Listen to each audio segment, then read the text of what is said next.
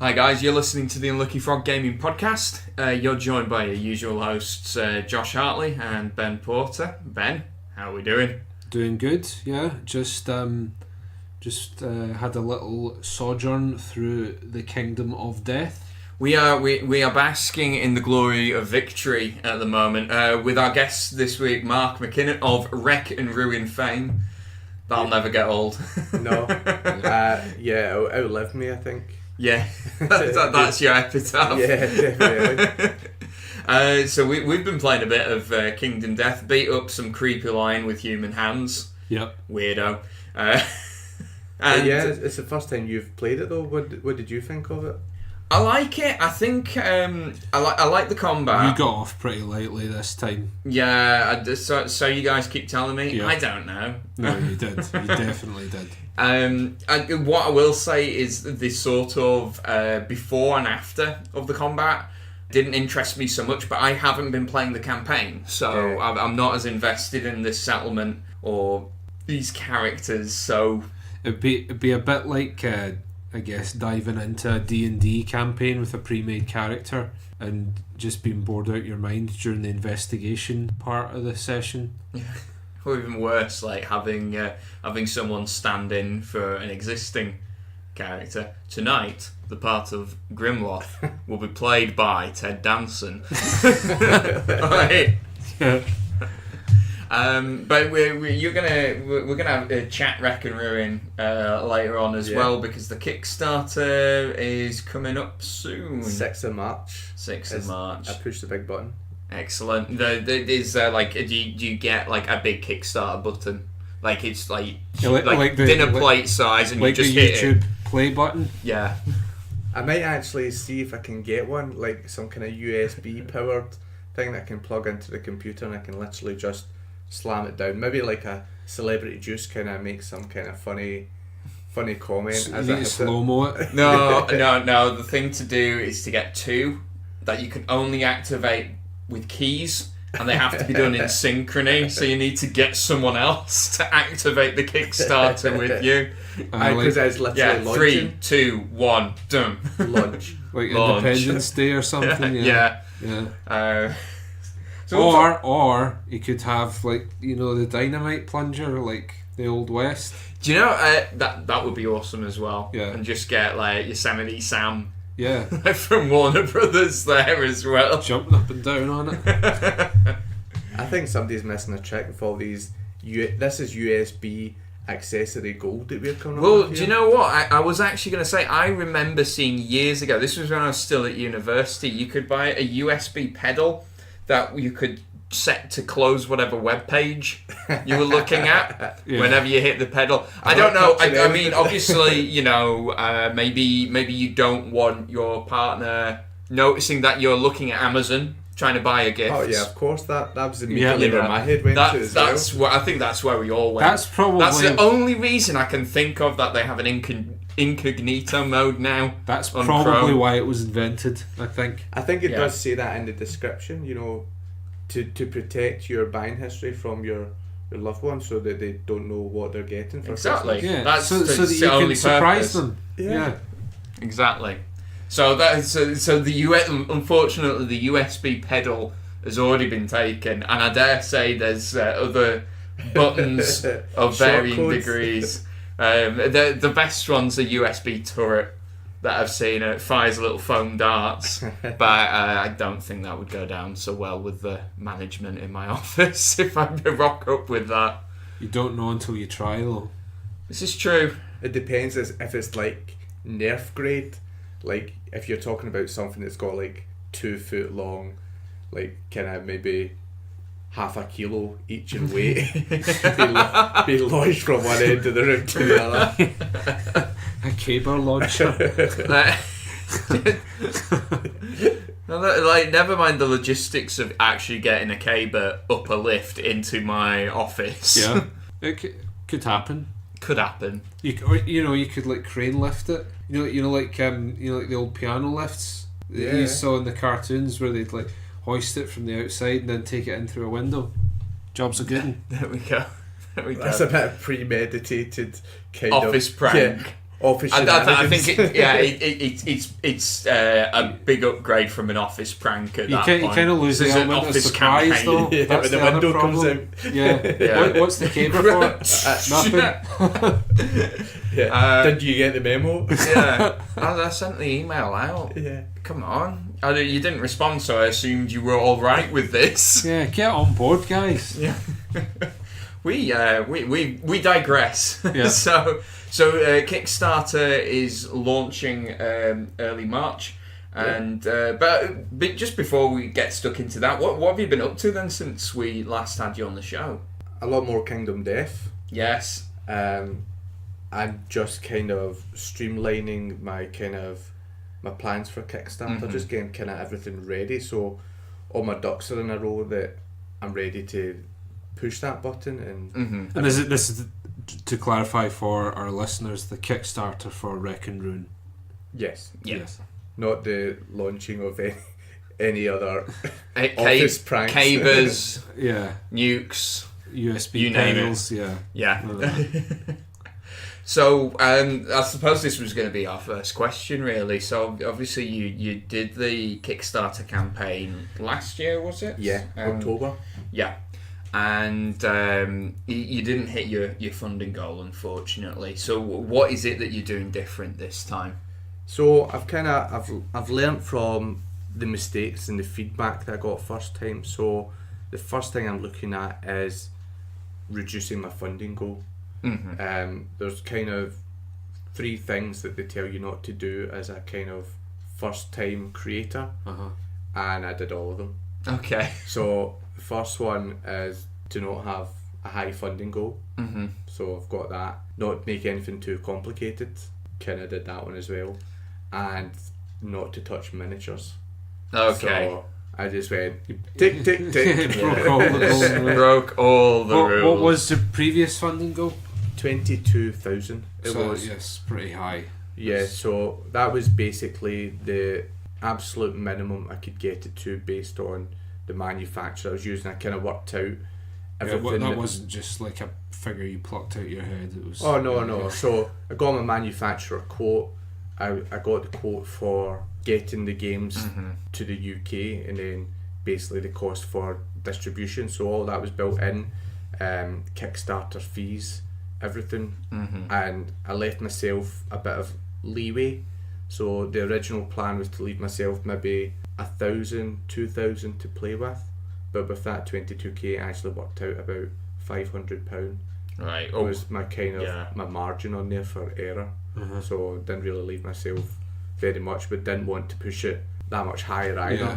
So how have you been able? I mean, in that case, how have you been able to lower your funding goal? So what I'm looking at now is I'd originally kind of discounted one of the manufacturers. I'd had a manufacturer in my head going right up to Expo, and then what happened was I arranged a meeting with them to discuss. I was concerned about my miniatures, and because they're Chinese, communication isn't always great. So I wanted to speak to them and just kind of just settle my fears a little bit.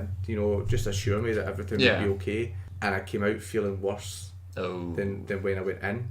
So I kind of said, right, I'm just going to back away from them just now.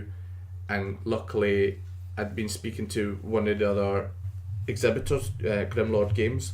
Okay, yeah. Guys that did Endure the Stars and Village Attacks. And so they were, for Village Attacks, they were changing manufacturer. So I'd said, well, I'd be quite interested to see how they get on, and luckily they had a rep there who came around to see me anyway, gave me his card, and I contacted them, but their quote was quite a bit higher. Where are they based, just out of curiosity? Both are in China. Right, okay. But the difference in the quotes initially was about $12,000.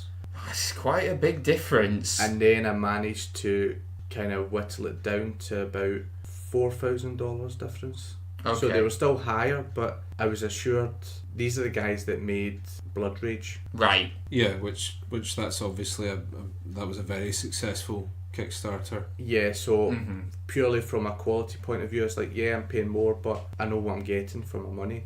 Yeah. Whereas I could take the lower quote, but I'm not entirely sure how that would pan out. Mm-hmm. So after speaking to their North American manager, Mm-hmm. basically reached out to me just after I put a post on one of the Facebook groups, and he said, "Oh, by the way, have you spunked us? Have you considered us?" And I explained the situation to him, and he said, "Do you know what?" I said, "All your fears, completely justified." Mm-hmm. But he basically put it in a way that said, there's really no way of proving what a company can do one way or the other until you kind of You have, basically said you have to make an informed decision. Yeah. There's no guarantee, is there? He said basically they could promise you everything under the sun, but it's not until you actually get the product in your hands that you'll know whether that's what you wanted it to be or not. So he kind of went through all the things that all my fears and said, well, this is what we would look at, kind of thing. It's unusually open-handed for someone in his position. They do say that honesty is the best policy. Yeah, I would agree with that. But to be fair, I mean, it was based on that action that he said, right, do you know what? I said, I'll go back, I says, and I'll get a new quote for the relaunch. So I'm expecting, I've not got it in yet, I'm expecting it to come in after Chinese New Year. That would make sense. I hear that's a big deal. I think. Happy Year of the Dog, by the way. Yeah. I found out I was a rooster. I'm a rooster. I am a fire tiger, which sounds badass. It frankly, does, yeah. I'm the snake. Fire snake though. Fire snake. How'd you get fire? I'm just bog standard. Do you know? rooster. I have no idea where the fire part comes from. No, it's. I think they cycle the elements as well, like the traditional elements of like earth, wind, fire, water. So. He's like, I didn't get an element with me. I want to be a fire rooster. Yeah. Wind rooster. Just sounds rude. That's the ones that go on top of the farms, isn't it? Oh yeah. The weather vane, yeah. Right. So I'm going to go back to them. Thinking of putting a bit more of my own money in towards it as well, just to kind of. I mean, I'm pretty invested in it already. Yeah. With all the money I've spent to get to this stage, but I think anything that I can do to help reduce that shows that I'm invested in it more. Yeah. From a backer's point of view as well, to show that I trust in it enough to be able to take that risk on board myself as well. Yeah, so that's fair enough. And so what other feedback did you get from the first time around? So there wasn't actually much negative feedback with the campaign itself. So everybody said it was kind of the price was right. The mistakes I made, I was a victim of my own experience of Kickstarter, which was I was used to these massive campaigns that were smashing 3 stretch goals a day. So I was used to daily updates, and then it wasn't until I launched my own, and because I didn't have that initial momentum, I didn't produce any updates because I didn't feel like I had anything to update. To say, Yeah, and then it wasn't until Richard, the We're Not Wizard, said, you need to do something about this, and it made me think I need to still engage the people that have put their trust in me already, as well as, rather than just focusing on getting new people. Because because I imagine by that point you had an idea of how things were going, but it's still an investment for the future, isn't it? And like even if this campaign's not going to be a success, I'm going to come back, and I'm sure for you it was realising that those people are going to form the foundation of whatever you do in the future. So what happened was kind of halfway through the campaign when I realised that there was no way that I was going to fund, I actually messaged everybody that had cancelled their pledge and said, look, I said, it's not going to fund. I said, but any kind of, by having you on board, it means, one, you can keep updated with the, there's obviously something that brought you in the first place. Yeah. But that also will encourage more people to come in. So even though it's not going to fund, it still means that when I come to launch again, I'm in the best possible position. So those every single one of those people actually came back. That's encouraging. And some of them came back at a higher pledge than what they originally came in at as well. Cool. So quite encouraging. Yeah. So one of the things that you said just when we were talking about the Kickstarter before we started recording, you'd mentioned to us that the only thing that you were really going to change in a big way was the campaign itself. Yeah. As in the promotion. Yeah. Leading up to and throughout the Kickstarter campaign. So what's your plan for round 2, as it were? So when I launched last year, the original plan was to launch in September. I think I had 2 or 3 games kind of sitting with reviewers, but I actually had no content had came in at that point. So I was like, I'm not ready to launch. And then I launched then a month later, and I did have some of that information in, but I felt more pressure to launch then, because if I didn't go at that point, I was missing the window until after Christmas, after New Year, when everyone had their money. So I kind of launched then, and I kind of had some reviews in, but not a lot of information. Whereas this time, I still have all those initial reviews, but there's now 2 games in the States, there's 2 in the UK, and I've basically got, I think I'm going to have 8 reviews all hitting. We're going to take over the internet, basically, on that day. Synchronized. Yeah. So everyone says, when do you want this to launch? And I say, well, if we leave it till the actual campaign itself, then the idea is everyone gets information through all their different channels, and basically just big tidal wave, and I'm hoping that just hits Kickstarter, maybe even breaks it a little bit. That'd be nice. if Luke Crane messaged me and said, you're going to have to tell him to calm down a little bit, then you've achieved something. You've broke the internet. No, good stuff. So, and obviously, I mean, you mentioned one of the 3 things that you shouldn't do was miniatures. The miniatures are staying there, right? I mean, of course. We've talked about you going to the manufacturers. I love I think the art style of the game really, it sets it apart. The apocalyptic Mad Max vehicular mayhem. I don't think you can really do that with meeples. No, so wouldn't it? Yeah, it would be a bit limp if it was like wooden. Like cutouts of trucks and cars, googly eyes on the side. Yeah. Somebody did suggest a while back in order to reduce my funding goal, would be to use standees. Yeah. And I said, to be fair, it wouldn't be true to my vision. I don't think the game would have the same visceral impact that it has if I was to do something like that. Yeah, it might reduce the goal, but for me, it needs to have those minis in it to make it feel like it's doing what it's supposed to be doing. Yeah, because that's the tactile experience of actually moving that. Well, that's exactly what I was going to say. In theory, you don't need the miniatures. You could just have like flat counters on a board, like a war game or something. Not good, but you're right. It's not going to have the same impact. Well, I've done that before. Like where I've been playing Warhammer, and the guy I've been playing didn't have the models. Not going to mention any names. He didn't have the models, so he had a bunch of counters down and placed them, and it was just rubbish. In theory, it's the exact same experience that I was having, but it doesn't feel the same. It just didn't feel the same because I had all my dwarfs all ready to go in full armour, fighting a bunch of counters. Yeah, running towards pieces of cardboard. Yeah. And I suppose you're right, like with the sort of old school war games, like the historical recreations where the subject's a bit drier, like the counters are probably fine, but if I'm ramming an oil tanker, I want to pick up a little car and just go and make a ridiculous noise as I'm ramming it. But if you watch the very first video that I got done with the game was by Ready Steady Play.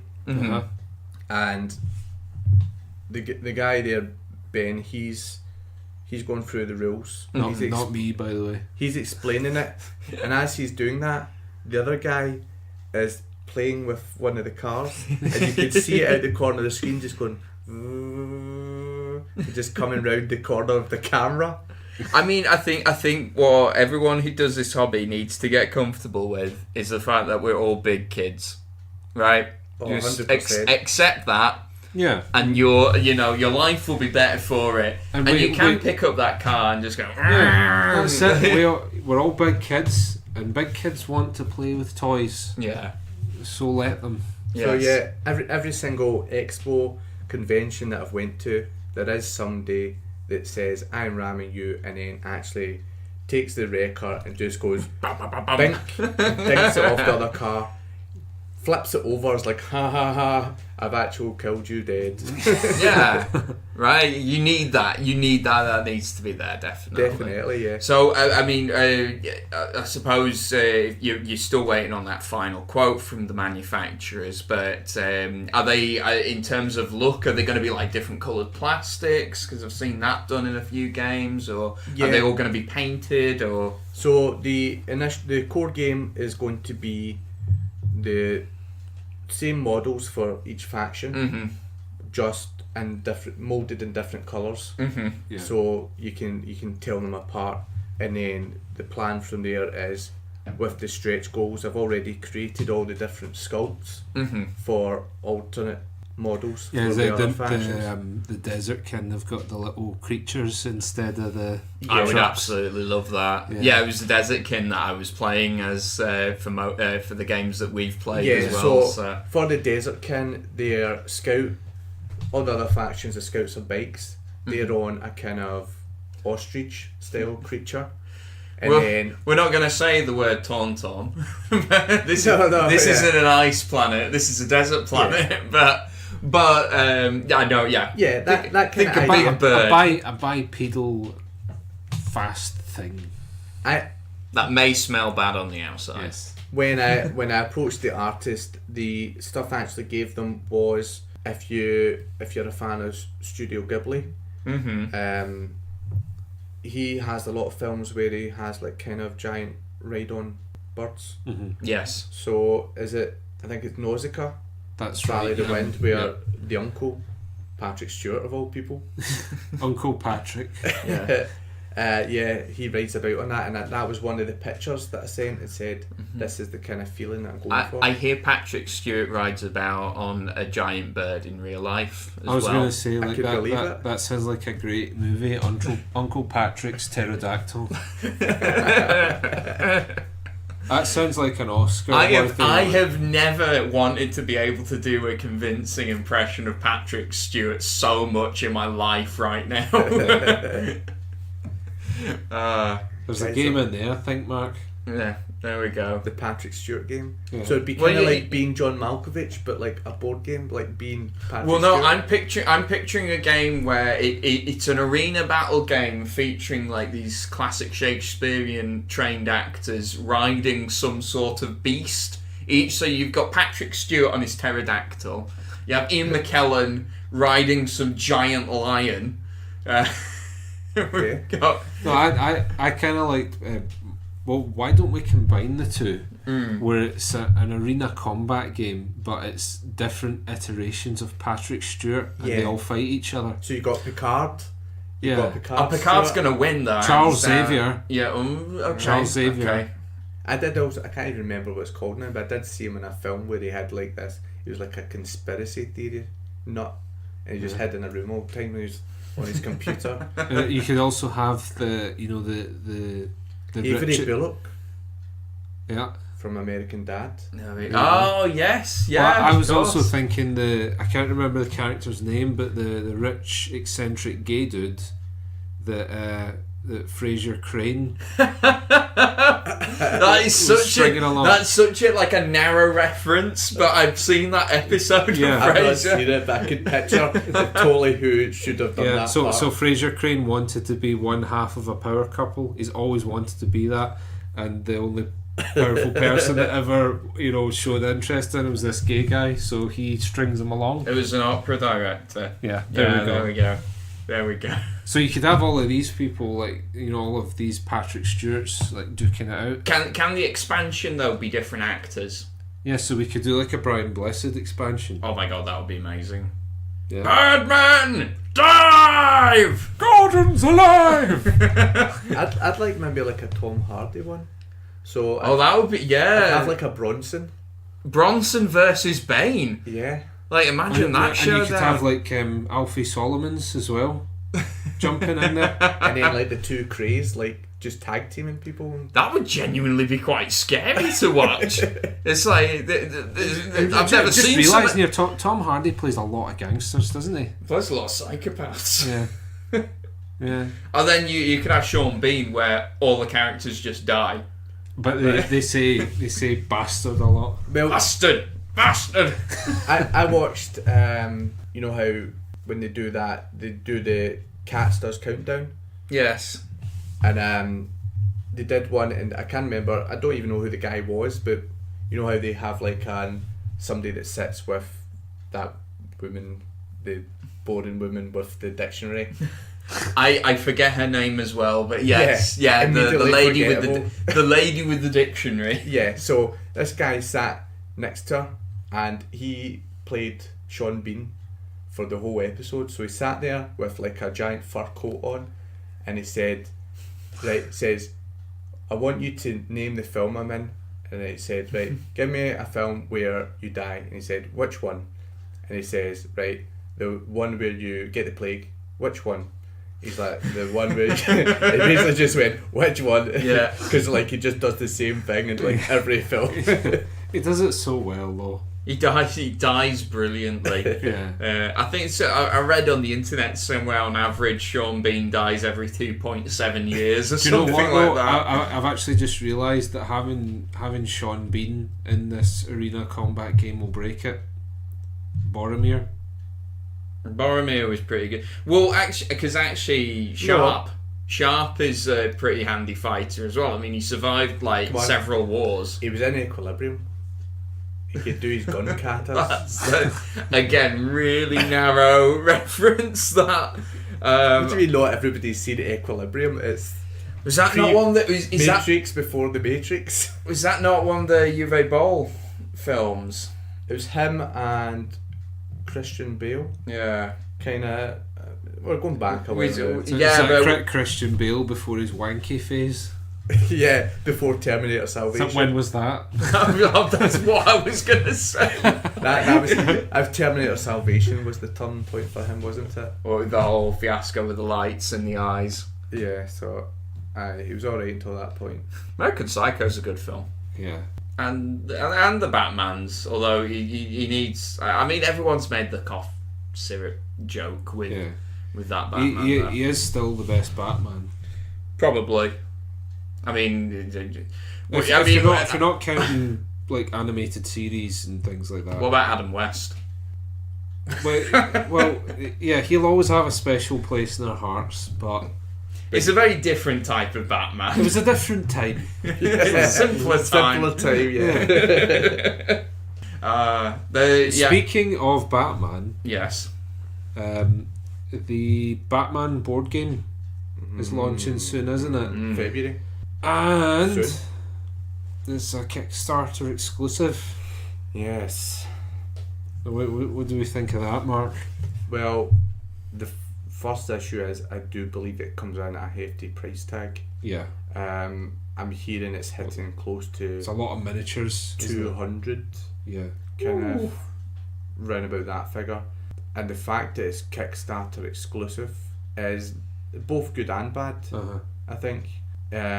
It's good and it rewards people that use the Kickstarter platform, but we also have to look at supporting the whole kind of ecosystem that we have for board games. So we need to have our game stores to find out about new games, meet people, events and all that. One can't exist without the other. Yeah, absolutely. It's alright saying, yeah, I'll make a game that's Kickstarter exclusive, but then if there's no shops, then that literally is your only channel for selling. Yeah. So, yeah, there's no reason why a game like the Batman game, for instance, that is going to do well, irrespective of whether it's exclusive or not. Yeah. So I expect their biggest expense is the Batman license itself rather than the miniatures. yeah, probably. Yeah.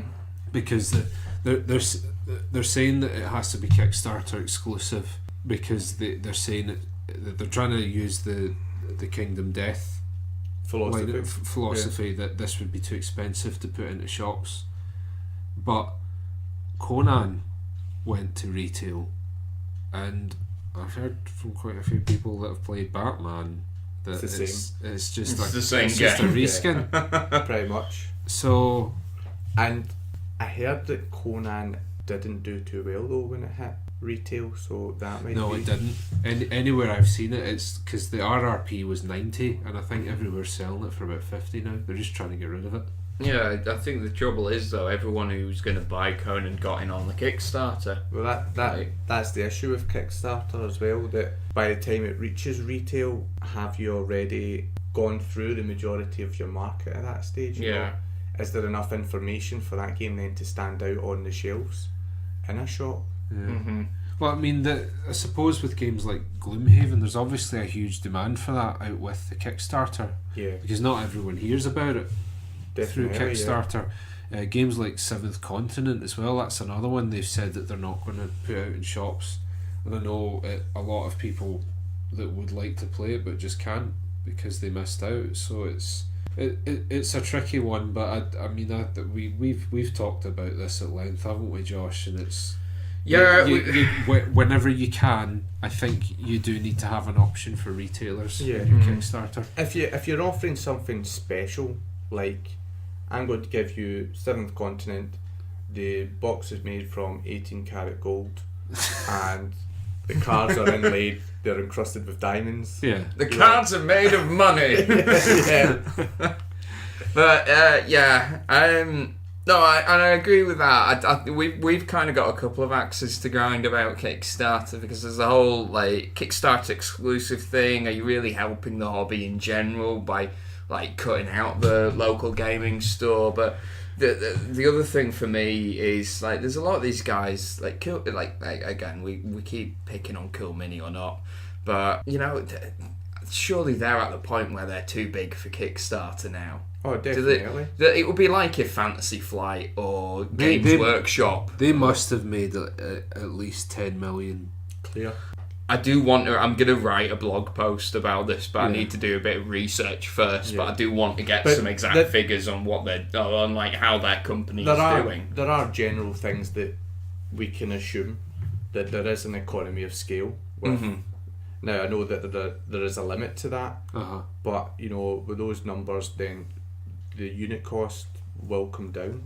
So I mean, the more backers they have on board, the less it costs to make each for individual each one. unit. Yeah. Well, yeah, that's how wholesale works, isn't it? Like the more you buy of something, the cheaper the manufacturer makes it for you. So I believe by the time you hit, I think it's around about 10,000 units.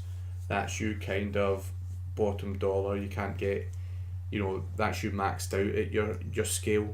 But at that point, you know, I'm sure even at the start they've got to be making sufficient money, even with, you know, all your stretch goals. They're all planned out in advance. Yeah. You know, like when I planned my stretch goal was literally the amount of additional money I would need to get to that point.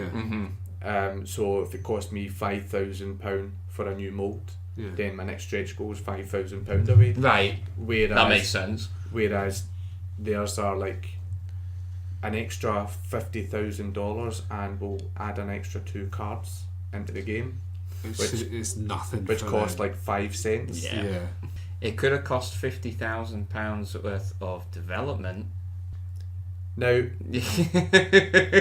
I have an issue with another company that uses Kickstarter, which I don't really think necessarily has to, but my reason for not liking it is slightly different. So I'm talking about, I just need to check actually I'm talking about the right company before I slag them. So I think it's Soda Pop, the guys that do Super Dungeon Explore. Oh yeah, the Super Dungeon Explorer. That's That the sort of anime. yeah, Yeah. it's got really cool miniatures for it. Very Yes. unique, Yeah. but But yes. the issue for me is I backed the game, and they use the Kickstarter post funding as a way of beta testing it. Oh right. So That's a bit backward, isn't it? Yeah. yeah, so they're sending me updates saying, "Oh, check these rules based on feedback. This is what we've changed." Whereas for me, I go into Kickstarter with that already. You know, I'm there to get money to make the product, Yeah. not to develop it.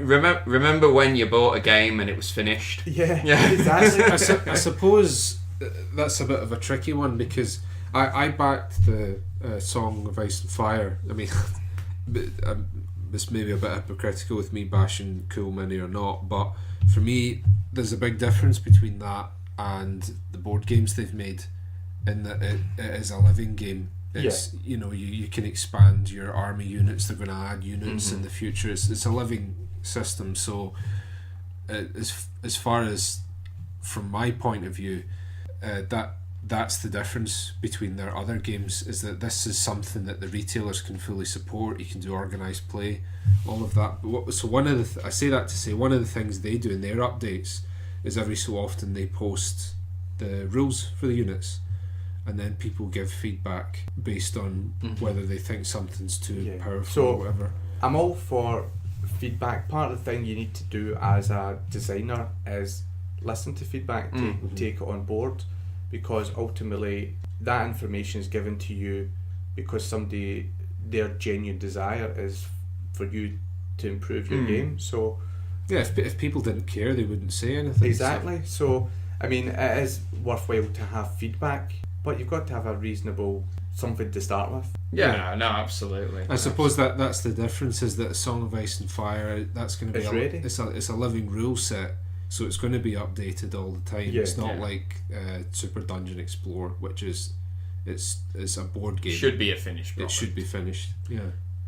Well, we could probably talk about our gripes with Kickstarter for the rest of the night, but it is time to draw this episode to a close. But just before we finish off, Mark, just remind our listeners, when do they need to look at Kickstarter for and look out for Wreck and Ruin? 6th of March, 7 PM, the button's being pressed. Excellent. On the Facebook page, I actually have an event running, so I'll actually be live and they can literally watch me push whatever fake button Yes. that we do. I love it.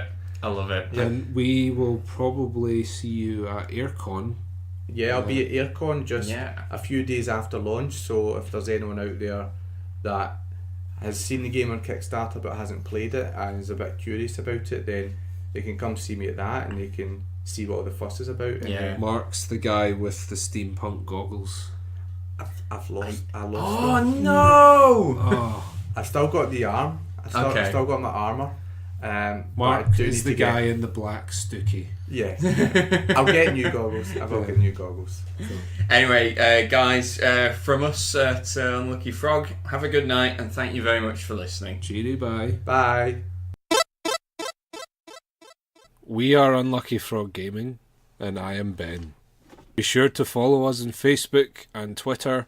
Just search for Unlucky Frog Gaming.